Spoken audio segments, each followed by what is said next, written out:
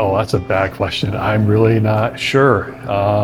Honestly, it just kind of grew. And just taking pictures around the streets of Port Colborne, started by taking my dog for a walk, had my first point and shoot.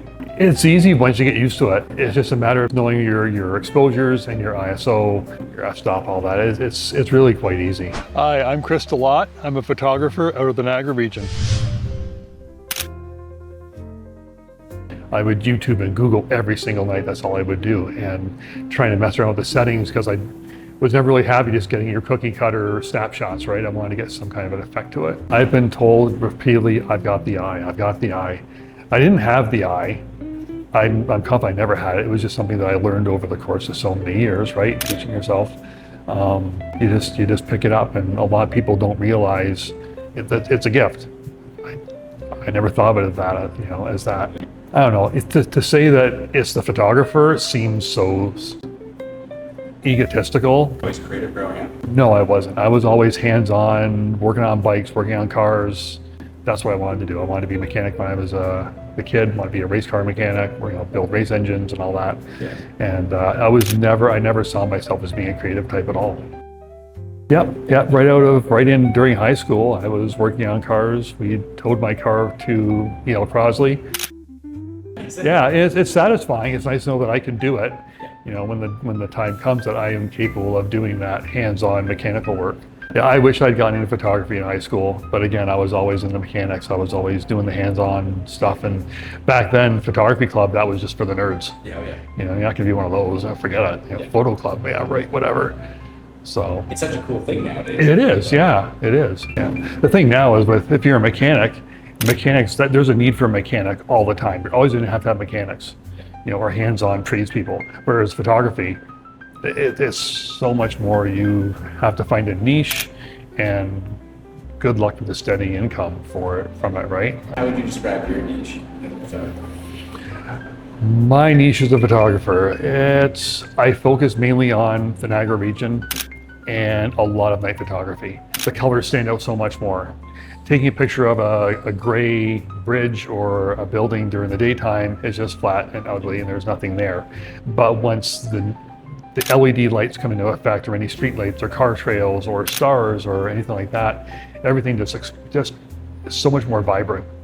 I shoot a lot of Port Colborne, I try to shoot more of the Niagara region. Right now it's kind of tough getting the time to get away to do it, which is hard. My full-time job really gets in the way of that. Do you have any prints in local townships? Actually, yes. I was commissioned a couple of years ago for Thorold. They were redesigning their Thorold City Hall, and they wanted to have all new artwork in Thorold City Hall. So they approached me and they said, I'd like to hire you for a couple months to go around and get the vibe of our town. So that included Thorold South, Beaver Dams, Port Robinson, and I spent a lot of time out there photographing it, which was nice because I grew up in Port Robinson, so I was able to, I knew where I wanted to go and what I wanted to capture. I'm in the Virgil Meridian Credit Union. They have 5 of my prints in there on display. I was in the St. Catharines Meridian on Lake and Linwell. They had 13 of my pieces up. I think they have 2 remaining in their office right now that they purchased. Yeah, no, as of recent, I have 4 of my canvases in the Parliament building. So yeah, that's through Fred Davies, our MP now. And he's also got 4 of his prints in the Welland office. He has been so accommodating. He reached out to me 2 years ago and said, hey, I've got a space. You want to come by and talk? And that's where it all started. It was my foot in the door to getting an actual storefront. It was great. First picture that I took, I think one that sticks out in my mind is my 1 in a million shot, which is the lightning bolt hitting behind Bridge 21 here in Port Colborne. I remember taking that. I was just shooting sunset, storm front rolled in, and I set up my camera for long exposure on a tripod at the end of West Street, aiming towards the bridge, aiming north up the canal, and just started taking random pictures of it. And then I got this shot. I remember posting on my Facebook page. All I said was, oh my God, I got it. And then the next day I posted it and it went viral for me. It has so many comments and shares. That was I think that's my most famous. Yeah, obviously I got a thing for shooting storms, whether during day or night, when I can get out to get them. So actually that night, with the camera set up on aiming up West Street, it's just moments after that lightning strike, a couple more came up, and it looks like they were actually creeping up the hydro lines along West Street. So I've got one as a print, and it's just titled Too Close. Yeah, I think so. I probably shouldn't have been here for that. I'm not sure exactly where the lightning was striking, but it looks like it was running up the hydro lines. One of my not so bright moments was actually when I put my tripod on top of my car to get higher, which is always smart, but I got the shots. And it was funny because months, maybe a year later, I just occasionally I'll type in my name in Google and see what comes up, just because. Yeah. And a Toronto newspaper had taken my image and put it in the newspaper about photographing lightning. Photograph courtesy of Laat, Port Colborne photographer captured this. Oh my, holy cow, that was pretty neat. Just random stuff that people pick up. How would they have found that? I don't know. But I've had people take pictures before I was even considering photography as a hobby, just photographing Cole, Hannah's brother, and Hannah playing paintball. And there's a group of people running towards me. I'm laying on the ground with my little HP camera, and I just have them like basically running over top of me. And a paintball company in California used that photograph for a photography contest. So I got a shirt out of the deal is what I did. I should have just said, no, take it down or you're not gonna use it. But then another company used the same photograph, and they were out of Portugal, I think, and they used it for a paintball field. You gotta be kidding me. Even before AI, you get rid of watermarks, unless you throw it all throughout your picture. But if my problem is putting watermarks across the center of a picture, it totally defeats the purpose of even sharing. You want to have that wow impact. You want to have the wow factor of, this is my picture without your watermark in the middle of it. It's flattering to a certain extent for sure. Like, wow, my picture was good enough to be used for this, whatever, across the globe. I've been asked so many times, do you do wedding photography and portraits and family photos? I'm like, yeah, no, I can't do it. I sweat on a good day without any stress in the heat. I can't see me shooting a wedding or family photo shoot, having to position, wife, husband, kids, family, dog, forget I couldn't do it. I've been asked so many times, do you do it? And I've toyed with the fact I have all the gear for it. I have all the flashes, I have all the tripods and all the backdrops and everything is all set up in my garage. I can't do it. I should, because I took a picture of my dad, turned out really, really good. I will eventually get into like specialized portrait work. The guys you see with all the long scraggly beards, the biker kind of look where it's, I don't know, just like a gritty look. I like that kind of photography. What do you hope someone feels the first time they see your photography? It's a hard question. I really hope they find, a lot of cases they'll find a nostalgic feeling with the pictures. They'll see like the Jordan pirate ship. So many people say that was our landmark coming home from vacation, or my kids coming back from school, from university, said, okay, we're at the pirate ship, knowing they're 15 minutes away from home. I had one lady come in and she was actually looking at, there's a picture of the Burgoyne Bridge, the famous Burgoyne Bridge, right? And she asked why it was titled, was it Tragic Beauty? Because it's a really pretty shot of the bridge with the light trails underneath from the cars going down around the bend, but then also the tragedy of so many people committing suicide off of it. So I explained that to her, and she sat there for probably 5 or 10 minutes, and she was actually crying looking at, because her family was going through something similar, I guess, and it just really, really struck home. So yeah, either not that that's a good feeling to get, but it's nice to see that people actually do have some kind of an emotion tied to the images. Whether it's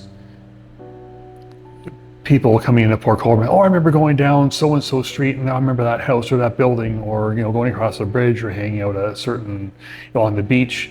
It's just a nostalgic and bring back childhood memories or whatnot. It's really cool to see that.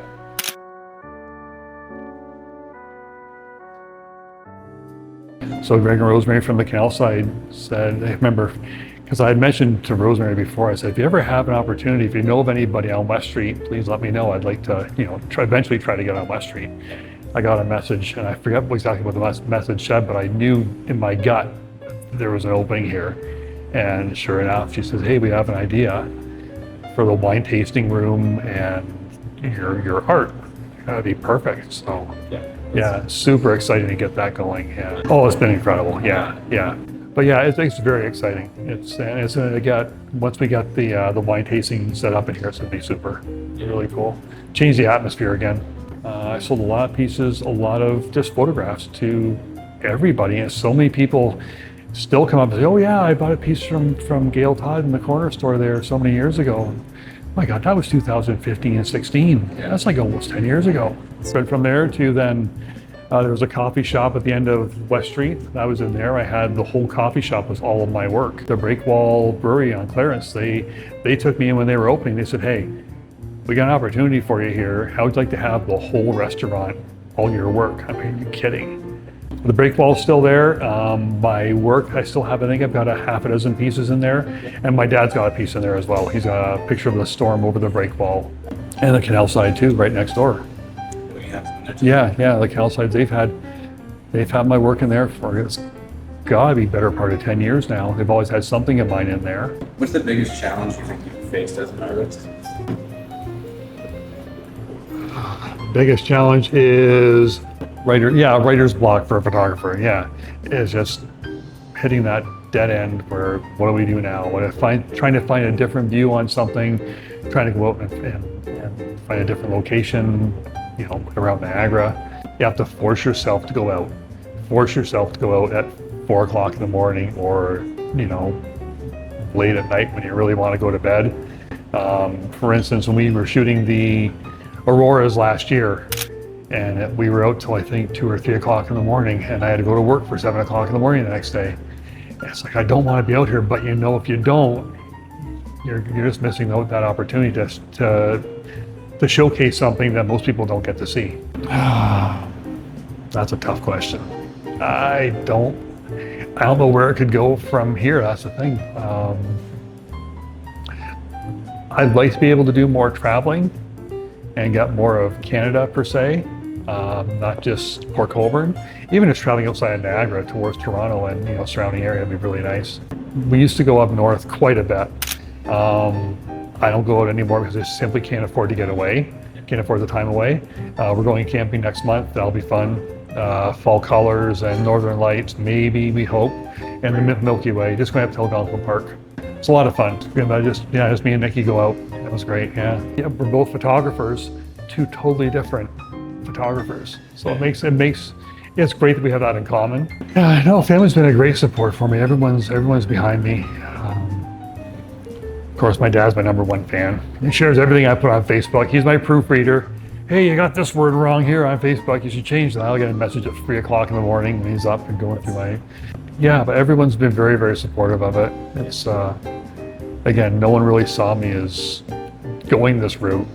I wish I had seen it 20 or 30 years ago, right? Or, you know, earlier on in my career, but don't worry about what other people say. And I've seen so many photographers say, photograph for yourself. If people like it, they're gonna like it. If not, you just do it for yourself. And if they haven't printed anything yet, print something. That was my biggest thing. My first order of canvases that came through, I opened up the box. I remember it came through to my work. I opened them up and I was just like, I had goosebumps, like, oh my God, I can't believe this is my work. I've read and you hear it online that you don't need to have a physical presence to sell art. I totally disagree.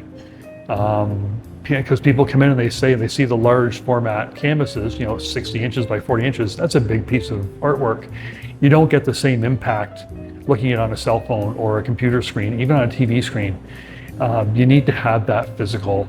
I think you need to have a physical print in front of you to really make an impact. Just the size, you see the details, you see, you know, stuff you don't see in your cell phone.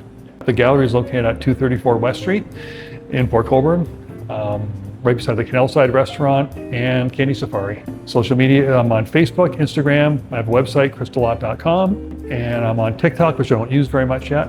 Okay, so late September, we're hoping to, Greg and Rosemary from the Canal Side are gonna open the Canal Side wine tasting room or bar. It'll be here as a shared space. So my artwork will still be on all the walls, but they're gonna have wine tasting. I think they can accommodate up to 16 people. They'll be catering lots of the cruise ships coming through in the summertime, as well as bridal parties and whatever other special events you want to have. Just a group of friends get together and try some local wines. I'll be coming late September.